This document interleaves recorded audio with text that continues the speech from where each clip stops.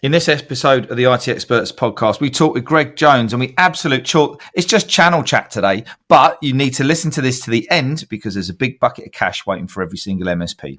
I hope you enjoy the show. Welcome to the IT Experts podcast, the only podcast to help MSPs scale to 1 million and if already there, get to 5 and go faster. At the end of the day, isn't it all about building a business that works for you rather than you for it? I hope you enjoy the show. So good morning, good afternoon, good evening. Welcome wherever you are to the IT Experts podcast. Today we've got the amazing Greg Jones back on, and do not panic, Greg's in the house from Datto, Kaseya. Good morning, Greg. How you doing? Good morning, Ian. I'm really well. Pleasure to be on as always. And thank you for that introduction. Let's hope I live up to it.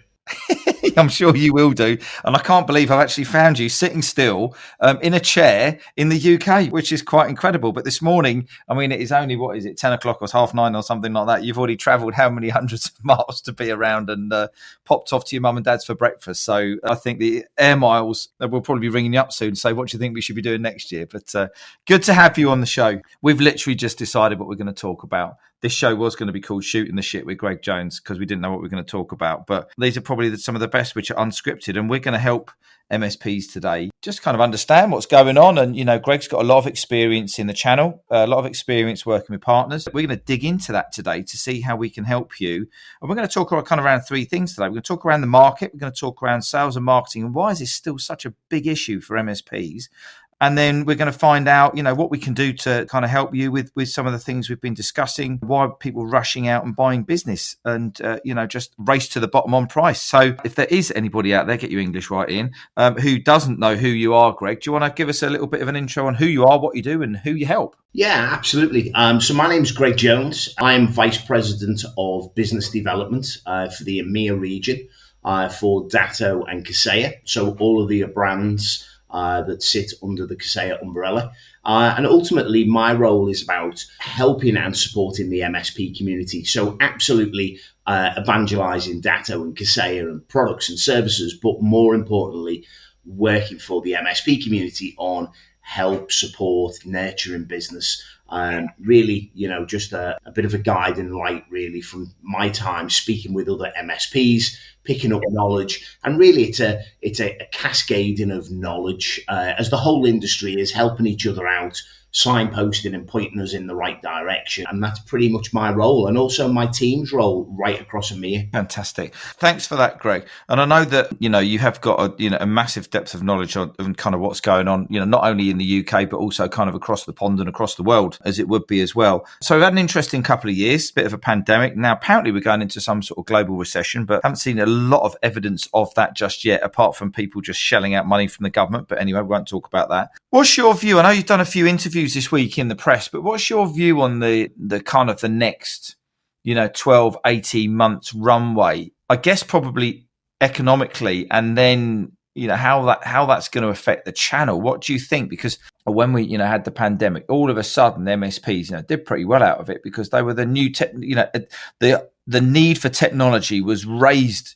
in everyone's priority to, like, crikey, I need good Wi-Fi, I need good systems to be able to connect, et cetera, et cetera. And much of that hasn't gone away with hybrid working and stuff. But now, I can see MSP's been on the cusp of that kind of wave. What do you see happening in the next 12, 18 months in the channel market? Yeah, I think it's been really interesting in terms of where we've come from with COVID, and certainly I'm still really buoyant about the MSP market going forward. I still believe we are entering a bit of a golden age, and that really did start with COVID.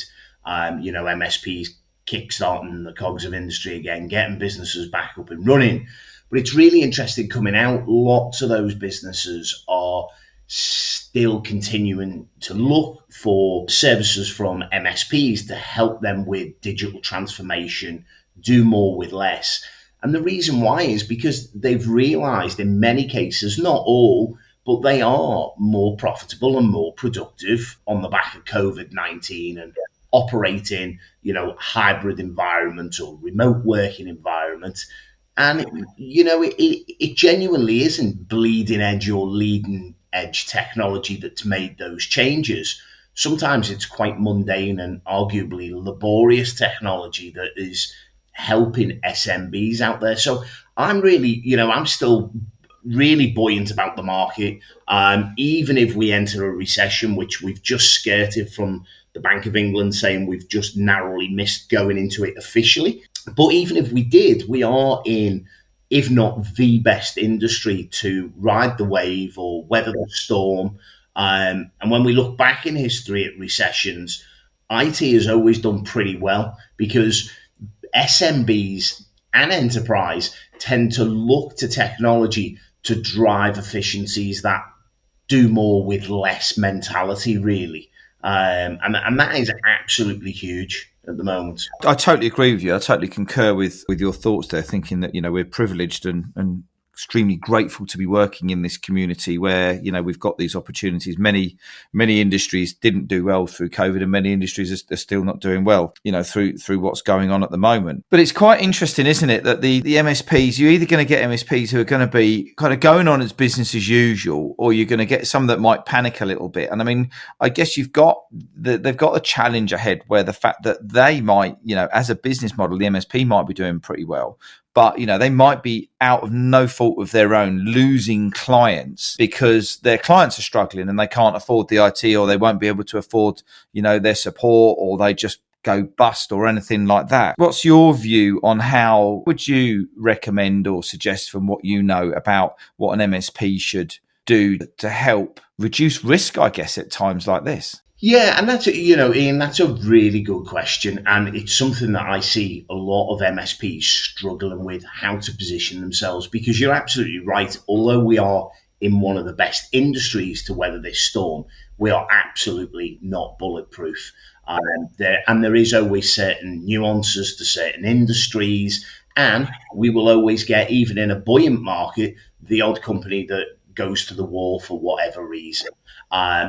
But I think it's about, and to be honest with you, I was chatting the other day to Jay McBain from Canal, one of their senior analysts, and we were having a similar kind of conversation.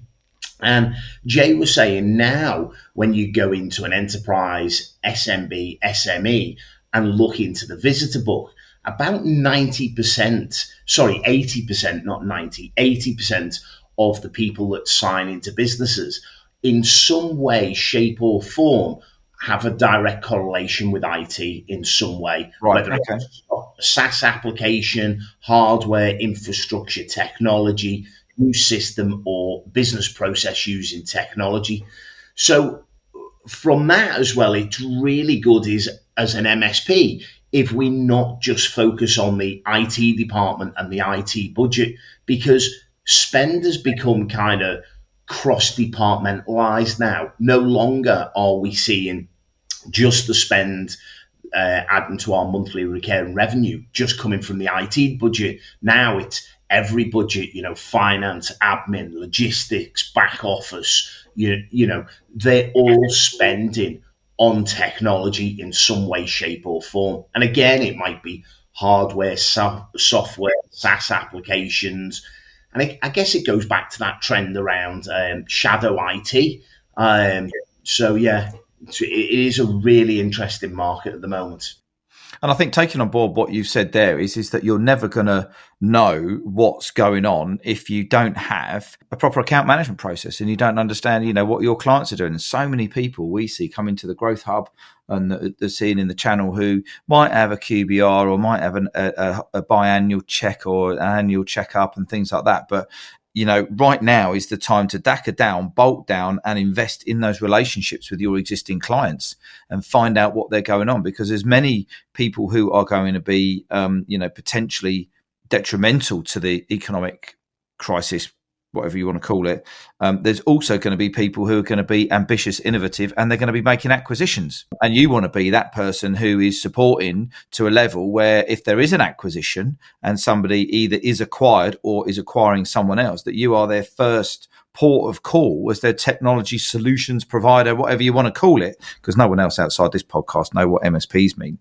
But I think there's a great opportunity there to really build those great relationships. We just spent a couple of days with our clients talking about account management, and they're just, they're they're just making 15% every time they have a meeting with someone, which is brilliant. And they're not, they're buying from them. They're not selling to them. They're buying from them because they're using the frame that we created for them, which is just brilliant. But yeah, it's interesting. Yeah, I think it's really interesting in terms of the relationship no longer should just be at a C level in terms of, director to director or owner to owner. You need to get down into the individual departments. The best way to add more monthly recurring revenue, more profitability within your business is to upsell and cross-sell your existing customer base. And you can only do that by having deeper and more meaningful conversations, building those relationships. But take it from kind of a boardroom level or a CEO conversation right down into each individual department. Get into the weeds with the head of every department, whether that be finance, and say, look, what is it you're struggling with? Which are, let's have it right. Which are the parts of the job that you don't like doing? How can we automate this? How can we streamline your business process to make you more profitable, more productive? And then you get buy-in from a departmental level as well as the C level. And you're also not reliant upon the IT budget. If you can free up, 5, 10, 20% of somebody's time, well, arguably, can you look to offset some of those costs around the technology from the training and development budget as opposed to an IT budget? It's about us getting more creative in terms of relationships, conversations, and how we basically put technology into businesses to drive results. Right. Hang on a second. Right. I'm writing so much stuff down here, Greg. We're going to have to come back on that. Right. Tech and business. Right. We're going to bring that one back. Keep this rolling. What you just mentioned there, I just want to flick back on something that you just mentioned there about having a really deep conversation, and conversations that we have all the time and we going on and on about it, and everyone goes, what the hell we're talking about? Why do I need it? I'm only a small company. It's your vision, your mission, and your values, right? Really, really important. Put your big boy pants on, get your vision sorted out, where you're going to go, get your mission sorted out, how you're going to achieve it, and get your values sorted out so you know what sort of clients you want and then what sort of customers you want. And as an MSP business owner, if there's only 2 or 3 of you, I don't care, do this exercise because it's really, really powerful, because it shows other people that you're serious about the direction of your business. But then what happens, and this is the bit that we get a little bit of, how do I do this? You cascade that down through your team so that your team know where you're driving the business. It's not a secret if you want to grow the business. It's not a secret that you want to be a profitable, multi-million-pound MSP. So bloody tell everyone about it. Engage them, build that culture, because then when they're having those deep conversations with customers on the help desk, your motivation and energy about you wanting to grow the business then cascades through positively through the rest of the team, and then it has even tighter conversations at a lower level, when they're talking about any professional services they're doing or fixing problems. We're bringing in this new technology, or we're doing this, or we're doing that, and they get excited about it. It's like getting everybody excited about the growth of the business. Don't be ashamed that you're running a bloody successful, very profitable business, because it means that you can employ more people, help more families, help more, people buy more houses, and help the economy. And that's something that we support our guys doing, is really cascading down, the whole business idea of what the ethos of your business, which will help, build those relationships into the customers, but through those conversations.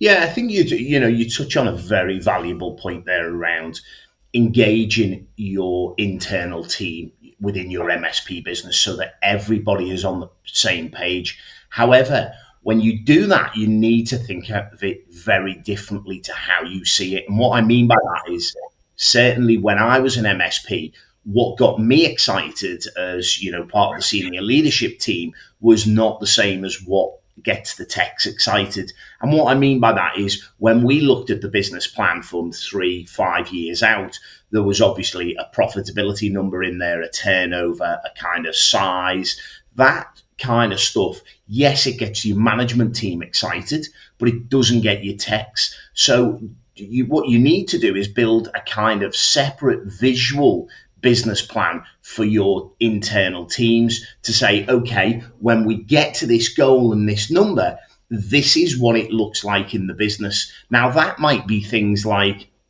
everybody within the business gets Bupa healthcare for them and their families. It might be when we hit that £3 million turnover, we buy a cottage in the lakes and everyone can use it as a bit of a timeshare or a holiday. It might mean that we have a pool vehicle that is available, or everybody gets a bonus. The message needs to be relevant for them so that everybody is bought into the journey, what matters to them, because you're seeing it from very different lenses. And sometimes that can be hard to swallow, that people don't get excited by what makes you excited, but we just all see the world very differently. So just make it relevant, but exactly the same, so that we're all on the same page. Exactly. This is around education, because, your balance sheet and your KPI scorecard that makes you know that you can go and buy a boat or a car or whatever it is you want to do is not going to be the same thing for the team. And I remember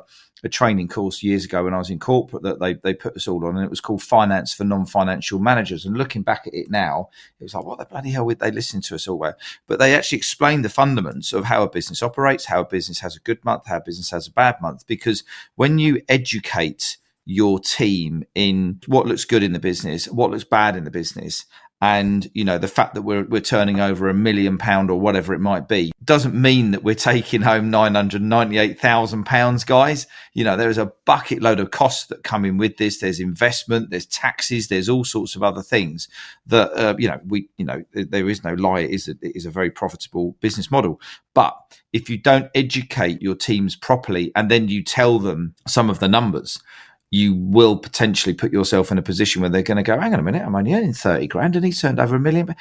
Why am I only earning that? So it is around that, as you say, adjusting that message and educating them as they go down. So, great conversation. Greg, why is it that MSPs still battle with sales and marketing all the time? There's so many resources out there. So many people out there who are giving so much help. I think, even yourselves run sales boot camps and things like that, don't you, for the partners to help them work out. But why is it that 90% of people who come through our door say, I just need some more leads? What's going on? Why is this message not getting in?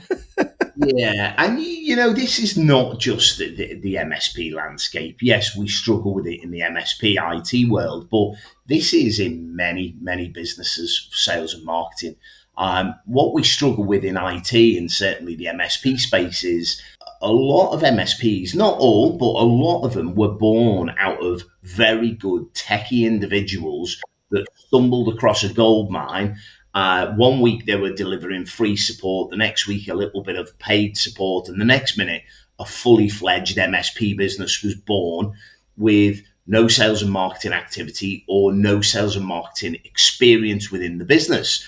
And ultimately, many CEOs, directors of MSPs are amazing business individuals or techies at heart, very logical thinking, very process driven, which is amazing for tech, but very different to sales and marketing. It's quite rare, not 100% unusual, but rare to find somebody who is good at both, because it requires a different skill set and also seeing the world differently in terms of creativity around marketing. But a lot of MSPs spend much of their time kind of polishing the speedboat, with the wax and getting it looking really good, but just forget to bolt on the outboard engines that make the speedboat a speedboat, which, let's have it right, that is the sales and marketing engine. So I see hundreds and hundreds of MSPs that I think, wow, you've got a gold mine, you've got an incredible business. However, you're just lacking in sales and marketing and a focus. My belief, and it's not me being Ian, it's never me being a smart ass. Most of the things I pick up is from really intelligent MSPs working with business owners, CEOs, directors, or techies giving me tips and tricks. But the ones that I see growing the fastest in our partner base and across the whole ecosystem, whether it be other vendors out there, they're the ones that always have, yes, a great MSP business, but they also have a great sales and marketing business, which arguably are two different entities. They operate slightly different. Yes, it's the one business, but they feed each other, and that is where the focus needs to be, because we always have attrition within business. We win customers, we lose customers, and also we grow out of relationships. So customers that are amazing today or were amazing last year or when we started the business, quite frankly, could be horrendous partners for us today or next week. And sometimes, and I've been through it myself, and it was hard and sitting around a boardroom, we had to sever some of those relationships and say, this is hard because on paper, for all intents and purposes, they're great customers. They pay the bill on time. They have a monthly recurring contract, but they're just not aligned to the business going forward.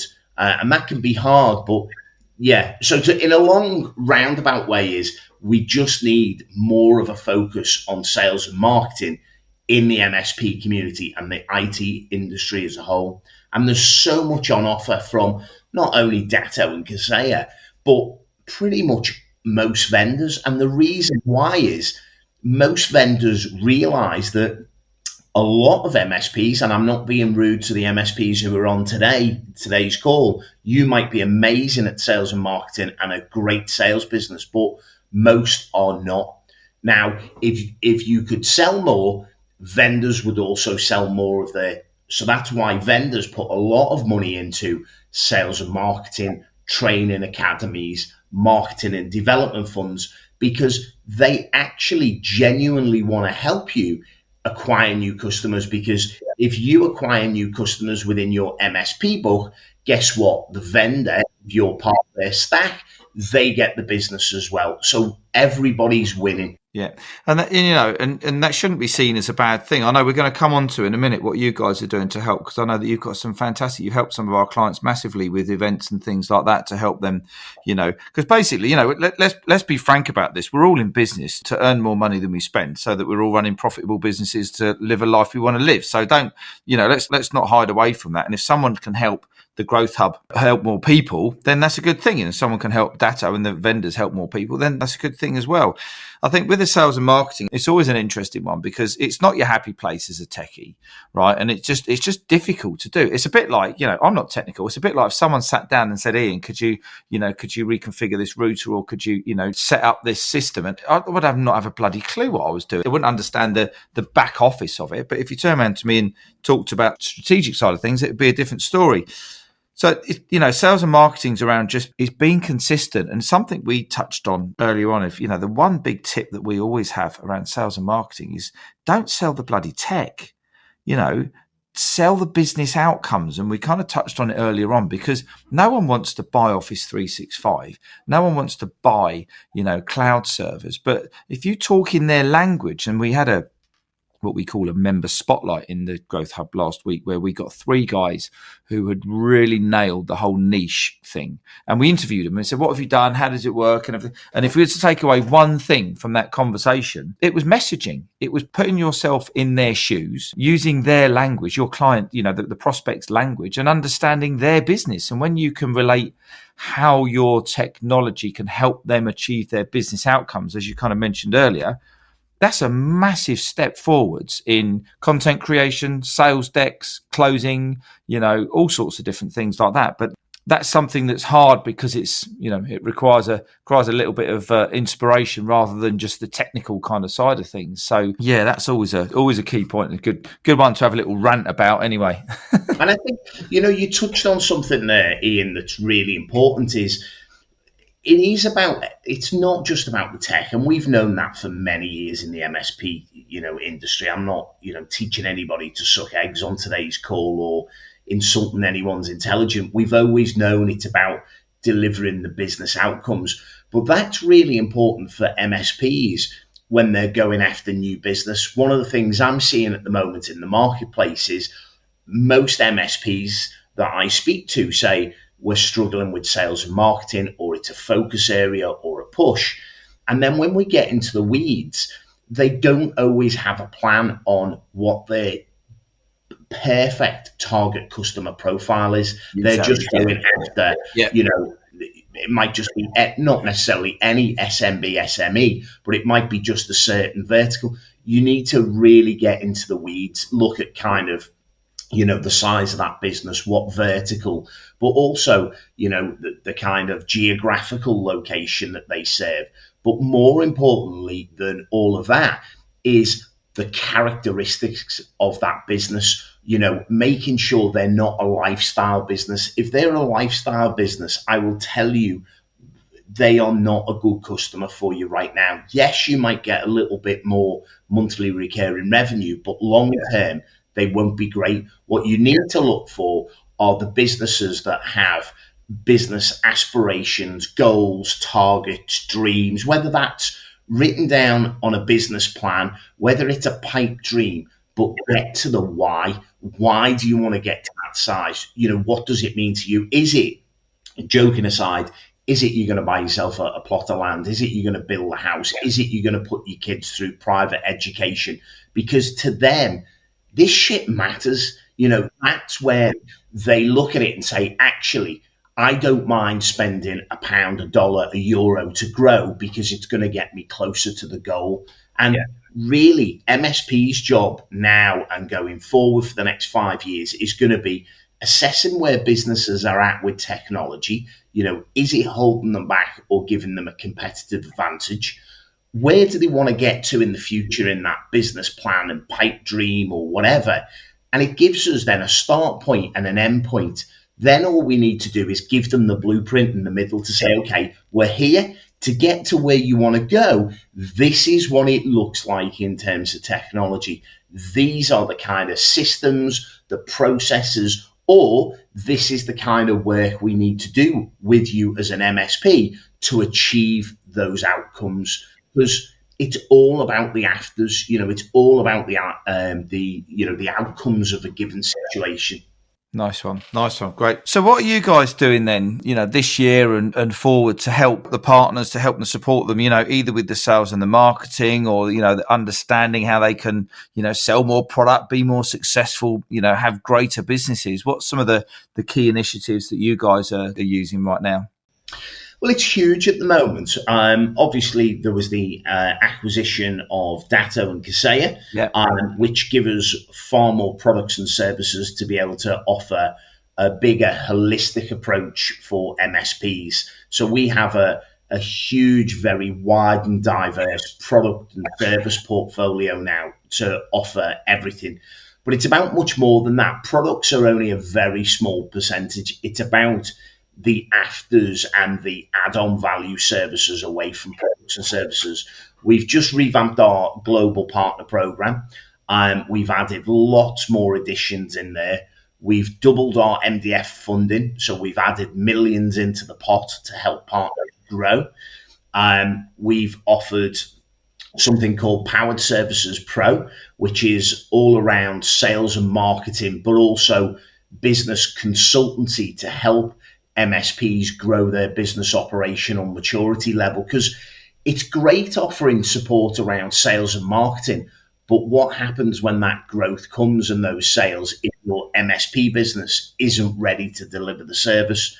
So we're looking at it more now of a holistic approach. Many of the things that we're offering around sales, marketing, training and development, we are actually running as a loss leader. And, I'll be very honest, and lots of people in the MSP community know me as being very straight talking. We run it as a loss leader for a reason, because we want you to grow as a partner so that we see the growth as well. Yeah, exactly. That's the only reason we are the size we are today in terms of Kaseya and Datto.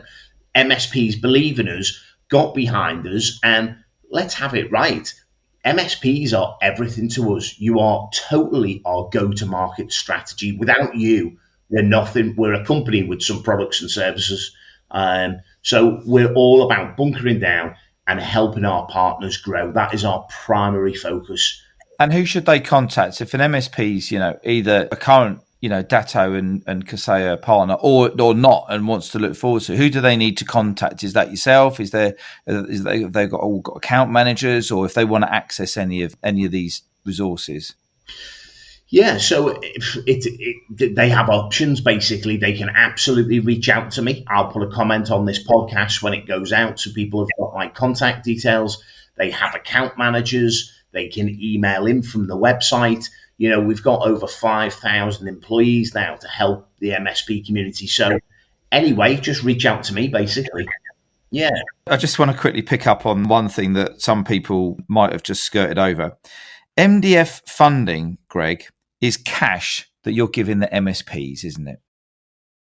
Tell everyone a little bit about how that can work, because sometimes we have these great little acronyms, but I know that you can support, and you have supported some of our clients with great sponsorship on events, to help you put on learning lunches, go to events and things like that. Let's spend some of your MDF funding. What is it and how do people get hold of it and what can they use it for? Okay, yeah, great question. So MDF, Marketing Development Funds, it's actually in EMEA. It's a pot of money that I look after for partners. It's managed in the millions. That's how big of an investment we make for our partners. And it is for all of our partners to be able to grow their MSP business. They can request funds via their account manager to put on events, whether it be a private dining experience, a breakfast event, a lunch and learn. It might even be a golf day. And it's all about helping our partners grow. Now, for partners who've never ever put an event on, we can help them with logistics, send presenters. I speak all the time at partner events and attend them, whether it be from last week I was with One Fix IT in a gin distillery down south. I saw that. Everything you do relates to alcohol mainly, doesn't it? That's quite cool. But what we try and do is make the events very interesting. They're usually in a cool location, either a golf course or something that has a draw on its own. And also not make it about products or services. So it's not at all about Datto or Kaseya. You probably wouldn't even know we were affiliated with it because we don't want our brand in there. It's more around thought leadership, helping SMBs with the digital transformation, what's happening in the market, but also elevating the game of our MSP partners so that they are more credible in the marketplace. Sometimes we do it for their existing book of business to focus on upsell and cross-sell, or sometimes it is solely about new business acquisition. So we'll help them target either verticals they're currently moving in or new verticals. And as I say, we can present for them, and it's 50-50 match funded. So what that means, Ian, is if you put a pound into the pot, we will put a pound into the pot to match your event. And it's all about growing your business, basically. Brilliant. Thanks for that. I just wanted to drill into that because I know that some people don't know what it means, and there is some really good support out there, and it doesn't actually cost you as much as you think it does to run some of these events. Also, as well, Ian, I would say it doesn't have to be from Datto or Kaseya. Most vendors have MDF funds. Leverage it. Pick up the phone. Speak to your account managers and say, "How do I get involved?" Because I'm going to share something with the MSP community now on this call. Not you are entitled to it. However, when the vendor prices their package and services, there is an element of markup on everything for the business, sales, marketing, MDF funding. So it's built into the product. You're paying for it. Go get it.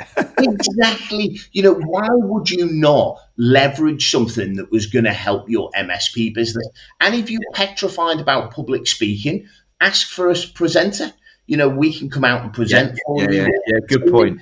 If you've never done an event, our logistics team can say, hey, this is what we recommend. This is the best day a week. This is the best time. This is how many people you should have for the optimal conversation. We can help you with the whole process because we do this on a global scale. Brilliant. Glad I asked the question. Greg, thanks ever so much for your time. So I really appreciate it. And I also feel really honoured that I've managed to pin you down to do this because it's not an easy thing to do. You've shared an absolute bucket load of information and at the end, a ton of cash as well. So do you just want to spend a couple of minutes and just let people know how they can get in touch with you if they want to learn a little bit more about what we've talked about today? Yeah, absolutely. So I would say best way is LinkedIn. Find me on LinkedIn. I'm constantly sharing information to help the MSP community. information, nuggets, snippets. We have a 1 minute show. Connect with me on there or email me. It's gjones@datto.com or gj@datto.com. But I'm always accessible. I'm always on the road traveling, but I'll always come back to you. So either email me or if you go onto LinkedIn, you can get my mobile number on there. That's the best way, really. Brilliant stuff. Thanks ever so much, Greg. Thanks for your time. Look after yourself. Safe travels wherever you're off to next. And I look forward to catching up with you soon. Cheers, mate. Fantastic. Thanks, Ian, for having me on. And a huge thank you to the MSP community. Thank you for listening. I hope I added some value and I hope to see you at an event soon. Take care and goodbye. Cheers, Greg. So I hope you enjoyed the show. If you did, I'd love it if you could leave a rating and review on your favourite podcast platform. If you want to learn more about how to take your MSP to $1 million, or if you're already there, go faster, then come and join Stuart Warwick and myself in the Scale with Confidence Facebook group. The link is in the show notes. You go and enjoy the rest of your day, and I look forward to connecting with you soon.